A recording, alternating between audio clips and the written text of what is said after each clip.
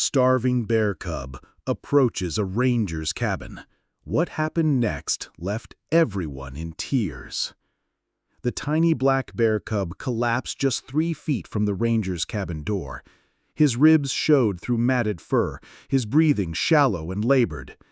Ranger Sarah Martinez has seen many things in her 15 years protecting the wilderness of Montana's Glacier National Park, but nothing had prepared her for what she was about to discover about this little survivor. What happened in the next 24 hours would not only save a life, but reveal a story so extraordinary that even seasoned wildlife experts would struggle to hold back tears. But before we dive into this incredible journey, don't forget to subscribe to the channel, like this video, and turn on notifications to catch more heartwarming stories like this one. Trust me, you won't want to miss what's coming. It was October 15th, 2023. The first snow of the season had begun to dust the peaks of the Continental Divide, and Sarah was conducting her final cabin inspection before the harsh Montana winter locked the backcountry away from civilization for months. The remote ranger station sat nestled in a valley, 12 miles from the nearest road, surrounded by towering pines and the kind of silence that only true wilderness can provide. Sarah had always loved this part of her job. The solitude, the connection with nature, the knowledge that she was protecting something precious and wild. But as she approached the weathered log cabin that had served as a shelter for rangers for over 60 years, she noticed something that made her blood run cold. Fresh scratches marked the wooden door, not the casual marks of a curious raccoon or the territorial scratching of a mountain cat. These were desperate gouges made by claws fighting for survival. As Sarah fumbled for her keys, she heard it, a sound so faint she almost missed it over the whisper of wind through the pines. A weak whimper, barely audible, coming from somewhere near the cabin's foundation. She dropped to her knees and peered under the raised porch. There, curled in a tight ball against the cold stone foundation, was the smallest bear cub she had ever encountered. His dark fur was dull and patchy, clinging to a frame so thin that Sarah could count his ribs from where she knelt. But it wasn't just his size that broke her heart. It was his eyes, huge, dark, and filled with a mixture of fear and desperate hope that seemed far too knowing for such a young creature. "Hey there, little one," Sarah whispered, her voice catching in her throat. "What are you doing out here all alone?" The cub lifted his head with tremendous effort, and that's when Sarah noticed something that made her gasp. Around the cub's neck, barely visible beneath his matted fur, was what appeared to be the remnants of a rope collar. But this wasn't the handiwork of humans. Over the next several hours, as Sarah worked to stabilize the cub with emergency wildlife protocols she'd trained for but never hoped to use, the pieces of his story began to emerge. Radio calls to wildlife biologists, examination of the makeshift collar, and tracks around the cabin painted a picture that was both heartbreaking and miraculous. Dr. Elena Vasquez, the park's lead wildlife biologist, arrived by helicopter just as the sun was setting behind the mountains.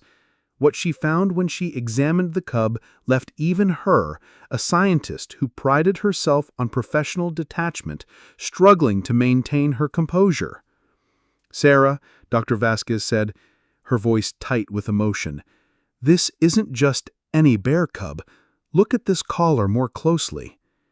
Under the bright LED lanterns they'd set up in the cabin, the truth became clear. The collar wasn't rope at all. It was made from strips of bark, twisted together with a precision that spoke of intelligence and desperation. And woven into that bark collar were small objects, a few berries, some pine nuts, even a small piece of honeycomb. "His mother made this," Dr. Vasquez whispered. "I've never seen anything like it in 30 years of wildlife research." Through patient detective work that stretched into the early morning hours, Sarah and Dr. Vasquez were able to piece together what had happened. Tracks around the cabin told the story of a mother bear who had been bringing her cub to this location for weeks, trying desperately to find food as the season turned and natural sources became scarce.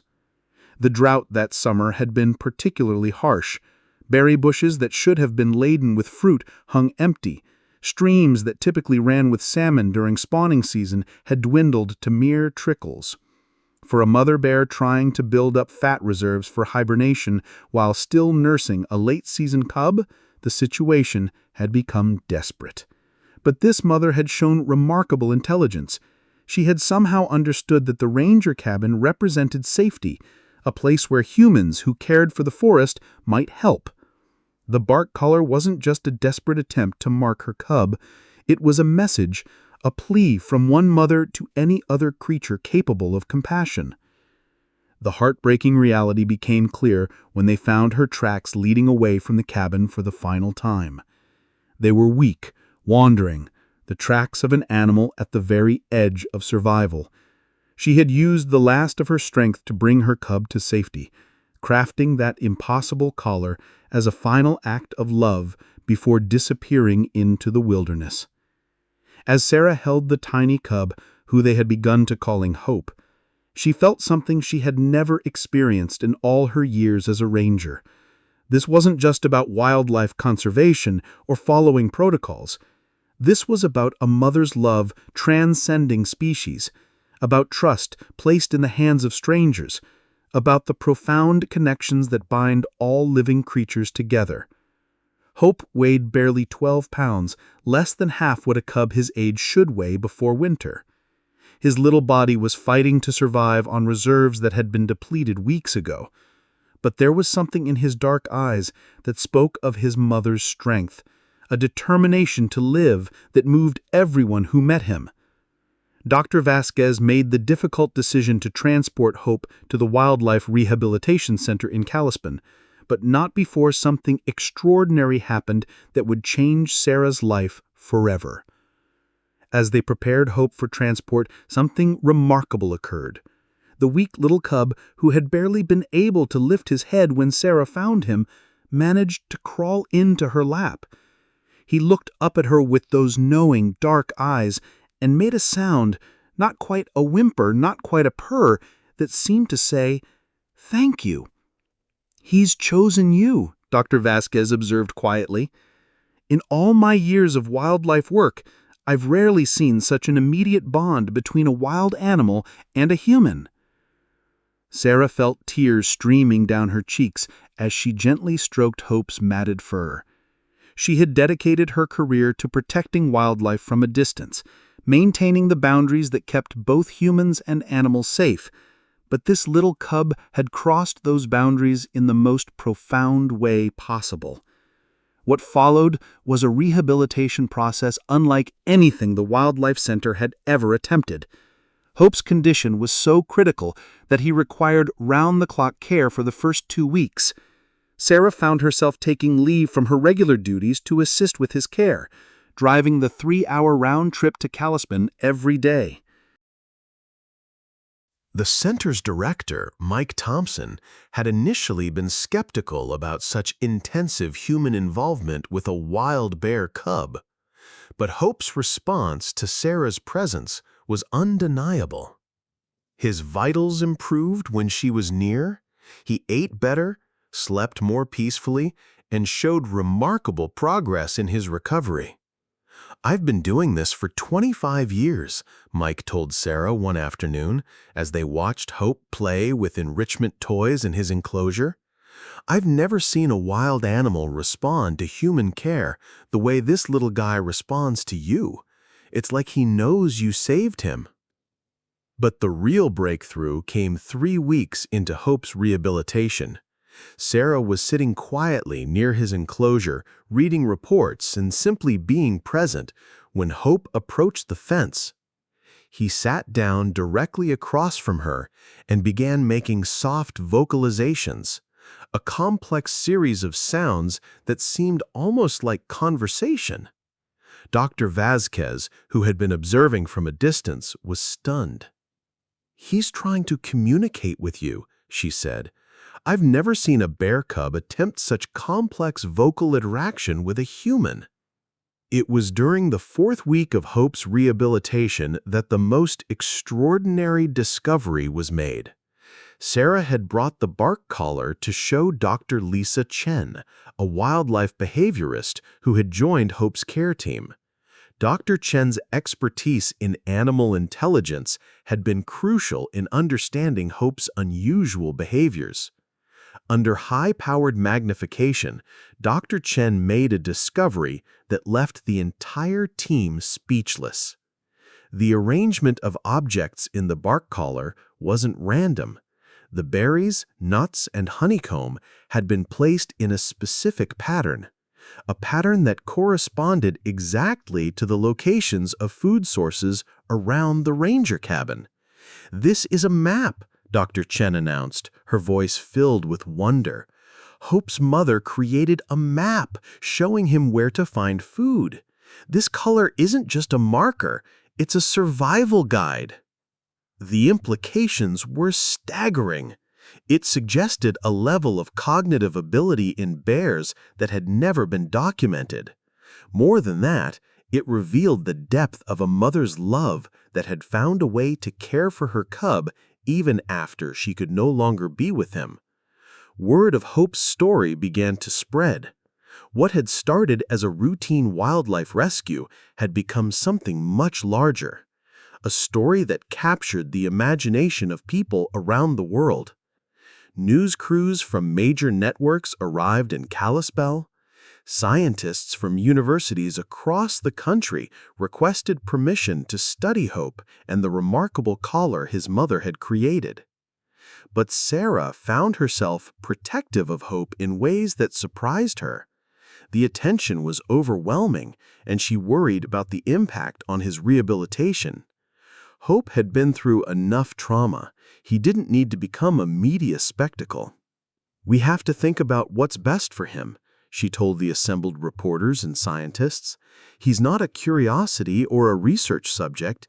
He's a living being who has been through incredible trauma and loss. Our job is to prepare him to return to the wild, not to turn him into a celebrity." As Hope continued to grow stronger, the team faced the most difficult decision of all. Hope was thriving in captivity, but the ultimate goal had always been to return him to the wild. The question was, would he be able to survive on his own after such intensive human contact? Traditional wildlife rehabilitation protocols suggested that Hope's strong bond with Sarah might have compromised his ability to live as a wild bear. Some experts argued that he had become too habituated to humans and would need to live in captivity for the rest of his life. But Hope himself seemed to provide the answer. As winter gave way to spring, his behavior began to change. He became less interested in human interaction and more focused on the natural behaviors that would be essential for his survival. He practiced foraging, climbing, and even the complex social behaviors that he would need if he encountered other bears. "He's teaching himself to be wild again," Dr. Vasquez observed during one of her visits. "It's like some internal clock is telling him it's time to prepare for independence." The decision was made to attempt a soft release, returning Hope to the wild gradually, with monitoring and support if needed. The location chosen was a remote area of the park, far from human activity, but close enough for the team to monitor his progress. Sarah knew that this was the right decision, but it was also the hardest thing she had ever had to do. Over the months of Hope's rehabilitation, he had become more than just another wildlife rescue. He had become a bridge between two worlds, a reminder of the connections that bind all living creatures together. The night before the release, Sarah sat with Hope one last time in his enclosure. He seemed to sense that change was coming. He approached the fence and sat quietly, making those soft vocalizations that had become their private language. "You're going home, little one," Sarah whispered, tears streaming down her face. "Your mama would be so proud of how strong you've become." Release day dawned clear and bright, with the kind of crisp mountain air that spoke of new beginnings. The team had chosen a location near a stream with abundant food sources, the kind of habitat where a young bear could establish territory and thrive. As the crate was opened, Hope emerged slowly, cautiously exploring his new environment. For a moment, he looked back toward the team watching from a distance. Sarah could have sworn he was looking specifically at her, one final acknowledgement of the bond they had shared. Then he turned and walked steadily into the forest, disappearing among the trees like the wild creature he had always been meant to be. The weeks that followed were anxious ones for the entire team. Motion-activated cameras had been placed throughout Hope's release area, and the footage they captured told a story of remarkable adaptation. Hope was not just surviving, he was thriving. The cameras showed him foraging successfully, climbing trees with the skill of a bear twice his age, and even beginning to establish the territorial behaviors that would be essential for his long-term survival.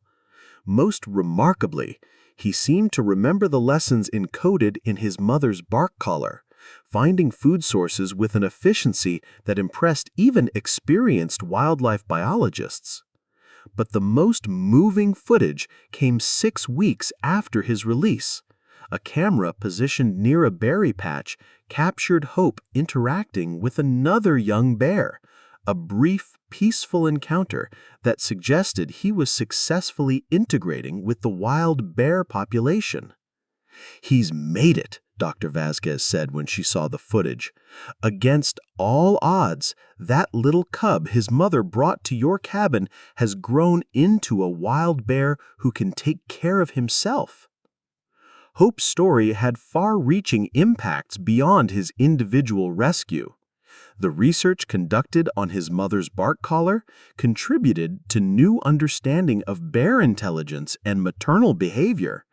The documentation of their communication methods has influenced how wildlife rehabilitators approach human-animal interactions. But perhaps most importantly, Hope's story changed how people think about the connections between humans and wildlife. The ranger cabin where Sarah first found him has become a symbol of the trust that wild creatures sometimes place in human compassion. Sarah returned to her duties as a ranger guard with a new perspective on her role. She still maintained the professional boundaries necessary for wildlife protection, but Hope had taught her that sometimes extraordinary circumstances call for extraordinary compassion. 2 years after Hope's release, Sarah was conducting a routine trail maintenance check when she encountered something that took her breath away. A large, healthy bear was foraging near the trail, a bear whose distinctive markings and confident manner seemed familiar. As Sarah watched from a safe distance, the bear looked up and seemed to notice her. For a moment, they regarded each other across the forest clearing. Then, the bear made a sound, a soft vocalization that Sarah recognized immediately. It was Hope. He had grown into a magnificent adult bear, strong and confident in his wild home. He showed no signs of wanting to approach her, no inappropriate interest in human presence. He was exactly what they had hoped he would become, a wild bear living a wild life. But that soft vocalization, that moment of recognition, told Sarah everything she needed to know. He remembered. Somewhere in his wild bear consciousness, he carried the memory of a desperate night when human compassion had saved his life. After a few seconds, Hope turned and disappeared into the forest.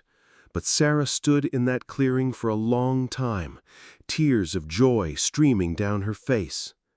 Hope's story became more than just a wildlife rescue.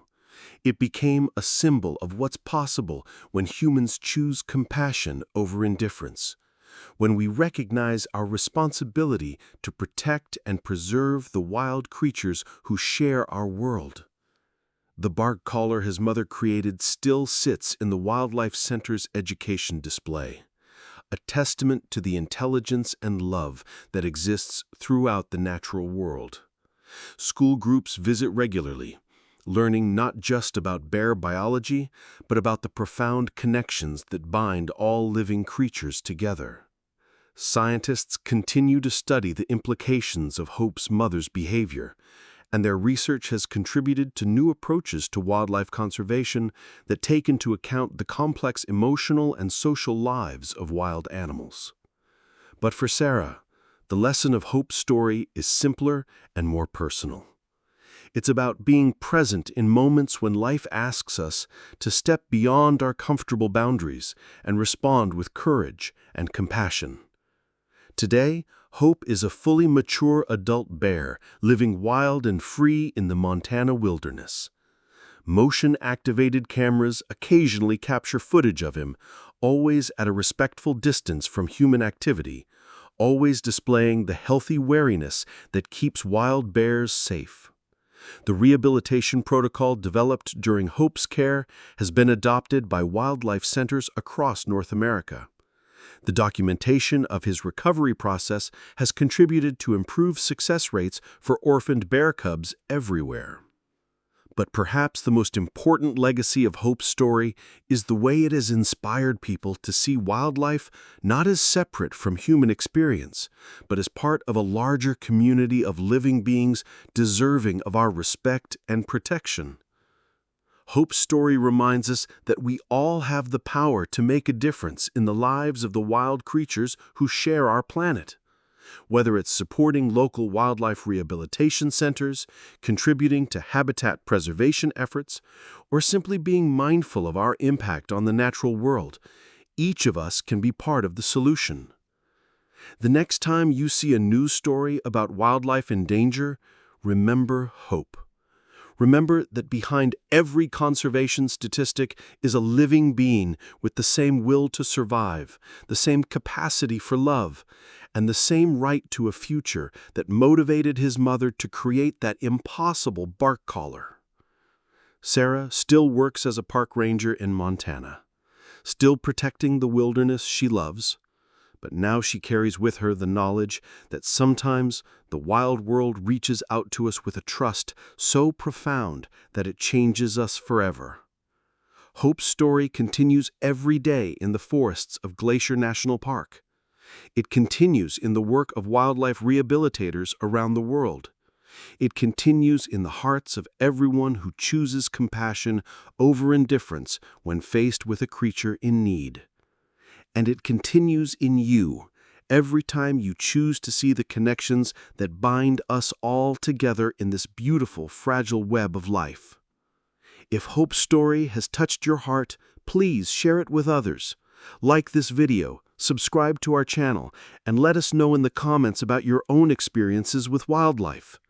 Together, we can create a world where every creature, no matter how small or desperate, has a chance to find hope. Remember, we're all connected in this incredible journey of life. Sometimes it takes a starving bear cub and the love of his mother to remind us of that truth. Thank you for joining us for this remarkable story. Until next time, keep your hearts open to the wonder and beauty of the wild world around us.